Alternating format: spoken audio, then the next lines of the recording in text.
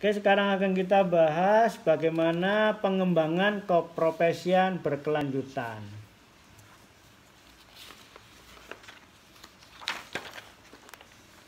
Pengembangan keprofesian berkelanjutan dari pengajuan dipergunakan untuk pengajuan perpanjangan sertifikat. Jadi sertifikat PKB atau surat keterangan telah mengikuti PKB ini sebagai syarat daripada pengajuan perpanjangan sertifikat. Itu sesuai dengan pasal 29B ayat 2. Ruang lingkup pengaturan terkait PKB ini tentunya adalah persyaratan nilai kredit dalam PKB, kemudian komposisi nilai kredit, klasifikasi kegiatan PKB sama penyelenggaraan PKB dan pencatatan kegiatan PKB gitu. Jadi kalau sudah 3 tahun mau perpanjang maka syaratnya harus sudah pernah ngikutin kegiatan PKB. Apa itu PKB kegiatannya? Nah ini sebagaimana ada di dalam layar berikut ini ya.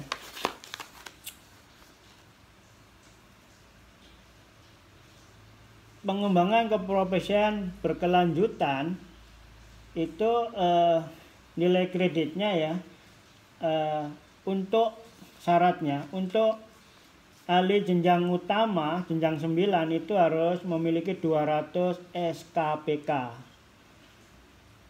Untuk jenjang madya harus memiliki 150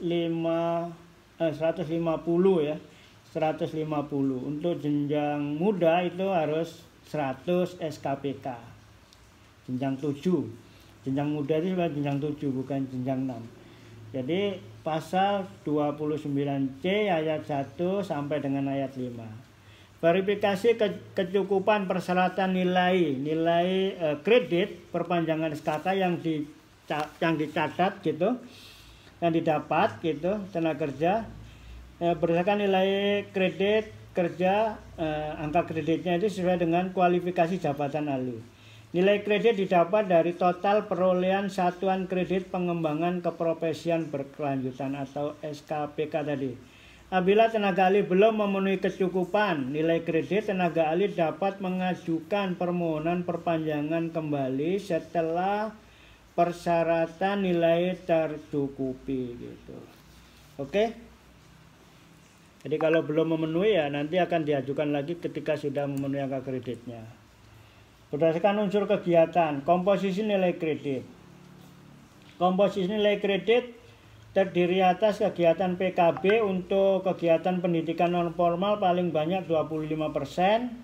Kemudian nilai dari kegiatan PKB penunjang paling banyak adalah 25% juga. Penunjangnya 25% paling banyak. Kemudian juga kegiatan pendidikannya 25%. Komposisi nilai kredit atas kegiatan PKB khusus paling sedikit 60%. Ini berdasarkan sifat kegiatan. Kemudian kalau unsur kegiatan PKB ya unsur kegiatan ada jenis kegiatan, ada sifat kegiatan, ada tingkat kegiatan. Bapak Ibu sekalian, Mas Rian, masih ada berapa waktu lagi Mas Rian? Oke, baik. Ya Pak, untuk ketentuan perundangan masih sekitar 15 menit lagi Pak. Oke, maksud kami biar saya sesuaikan ini materinya kan agak ya, Pak. Lumayan, maksudnya biar kita sesuaikan. Jadi kalau PKB ini sebagai syarat ya intinya demikian ya. Mahasiswa nanti kalau setelah dapat sertifikat kompetensi ahli muda maka harus diperpanjang. Kalau sekarang katakanlah ikut di LSP P1 atau mungkin ikut di programnya Balai gitu kan, saat ini masih masa transisi kan, itu 3 tahun kemudian harus diperpanjang di LSP P3. Dan untuk perpanjang di LSP P3 maka harus sudah memiliki nilai SKPK tadi untuk perpanjangan dengan syarat tadi itu 150 ya, 150 untuk yang muda tadi ya gitu. Nah, pendidikan formal ini unsur utamanya. Ini agak jelimet ini, seperti saya lagi ngisi dupak Bapak Ibu sekalian, agak pusing juga. Pendidikan formal maksudnya harus waktu nyusunnya aja lah di sana. Jadi ada pendidikan non formal, ada partisipasi dalam pertemuan profesi gitu kan. Peserta pertemuan dapat. Kemudian dalam partisipasi dalam kepanitiaan dapat gitu. Kegiatan utama lainnya adalah ada paparan film, gelar karya ilmiah, karya tulis, gitu, pengenalan produk, ziarah arsitek, itu semua juga dapat menjadi kegiatan utama lainnya. Kalau kegiatan ini adalah sayembara, itu kegiatan utama. Paparan, laporan teknik, paparan pada pertemuan teknis, penulisan makalah dan sebagainya. Kemudian penunjang sebagai pakar atau narasumber pendamping hukum atau sebagai pengurus organisasi profesi, itu juga dapat nilai. Atau pimpinan lembaga sertifikasi, dekan atau apa dapat. Kemudian sebagai penerima tanda jasa anugerah 20 tahun, 30 tahun, 40 tahun gitu. Atau anugerah sebagai seorang arsitek terbaik, penghargaan. Kalau saya kan pegawai negeri kan dapat 10 tahun, 20 tahun, 30 tahun. Kalau ini penerimaan penghargaan sebagai pengajar, di mana itu semua akan dinilai sebagai nilai PKB. Oke, jadi kita menginjak ke jenis. Tadi kan dari unsur kegiatan. Ada unsur utama, ada unsur penunjang. Nah, kalau dari jenis itu ada jenis kegiatan PKB terverifikasi sama kegiatan PKB tidak terverifikasi. Kegiatan PKB yang terverifikasi yaitu kegiatan yang memenuhi tata cara pendaftaran penyelenggaraan PKB, tata cara pengajuan kegiatan PKB dan pelaporan kegiatan PKB. Jadi lembaga yang menyelenggarakan PKB baik asosiasi, perguruan tinggi gitu, kalau untuk katakanlah mengadakan seminar tentang bagaimana teknik pekerjaan jembatan dengan metode apa gitu. Atau seminar arsitek seluruh Indonesia membahas tentang apa. Nah, kegiatan itu supaya masuk dicatat sebagai kegiatan PKB, pesertanya mendapatkan nilai PKB, panitianya mendapatkan nilai PKB. Kemudian pemasarannya atau pemapar yang memaparkan dapat nilai PKB, maka kegiatan PKB itu oleh penyelenggaranya harus didaftarkan ke LPJK yang saat ini. Ya, diverifikasi dan dicatat. Kegiatan PKB yang diselenggarakan oleh penyelenggara PKB itu ada yang tidak terverifikasi. Ketika kegiatan PKB yang dapat diverifikasi dan divalidasi oleh penyelenggara, kegiatan PKB yang tidak dapat diverifikasi dan divalidasi oleh penyelenggara, kegiatan PKB yang dilakukan secara mandiri oleh tenaga ahli. Jadi ada kegiatan yang tidak terverifikasi, nanti nilainya akan beda. Sifatnya, nah kalau sifatnya adalah sifat kegiatan, kita udah bahas unsur kegiatan. Kita bahas jenis kegiatan. Sekarang sifatnya umum dan sifatnya khusus.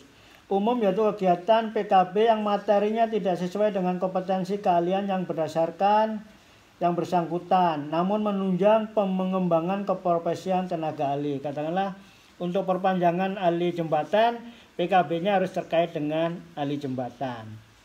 Tetapi kalau tidak terkait dengan ahli jembatan tetapi masih mendukung untuk katakanlah SKA tersebut, katakanlah ya yang umum-umum atau jalan dan sebagainya atau tentang undang-undang semacam ini dan sebagainya, itu dikategorikan umum gitu.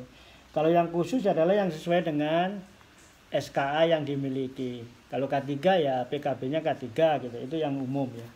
Yang khusus ya. Tapi kalau yang tidak namanya disifatkan menjadi kegiatan PKB dengan sifat khusus. Nanti nilainya akan beda. Kemudian metode pelaksanaan kegiatan PKB.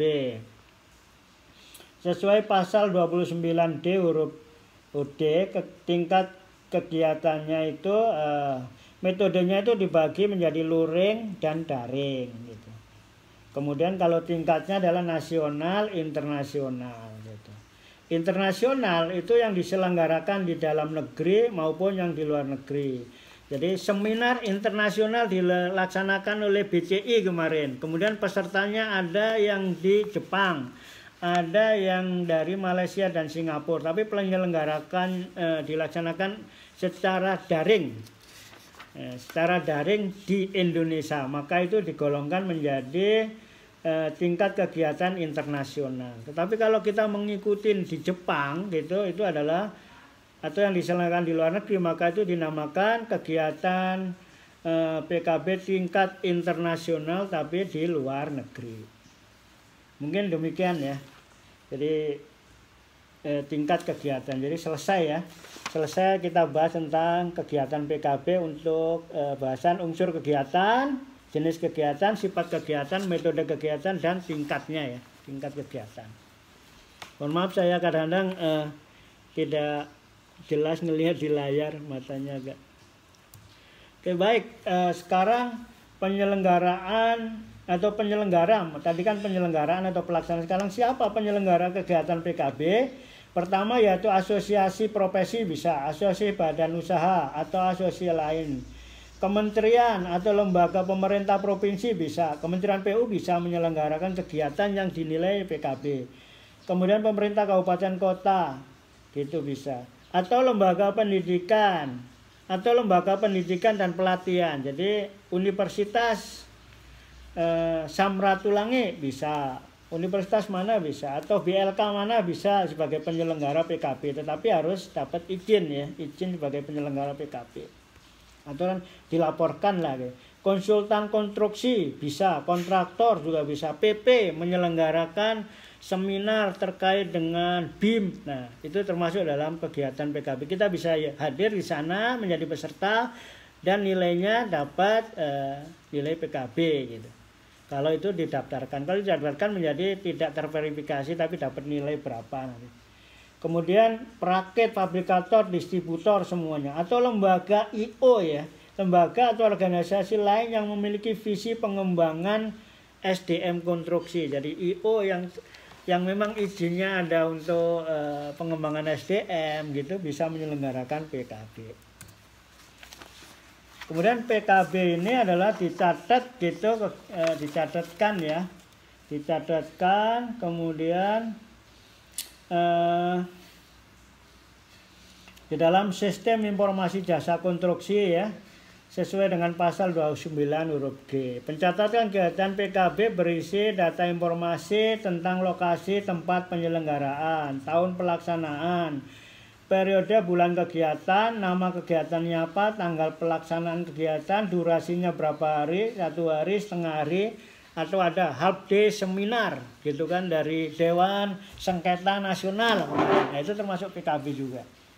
Peran dalam kegiatan apa sebagai peserta, lampiran bukti kegiatan, kehadiran, sertifikat atau apa, sertifikat kehadiran dan sebagainya. Kemudian penilaian ya, kita menginjak ke penilaian dan penetapan SKPK. Penilaian dan penetapan daripada SKPK dilakukan oleh Lembaga Pengembangan Jasa Konstruksi ya, dan dicatat pada Sistem Informasi Jasa Konstruksi. Penetapan SKPK ini dan daftar nama penerima SKPK sesuai dengan hasil pelaporan kegiatan PKB. Jadi nanti dicocokkan antara penyelenggara PKB dengan yang mengajukan nilai PKB ini, dicari di sistemnya.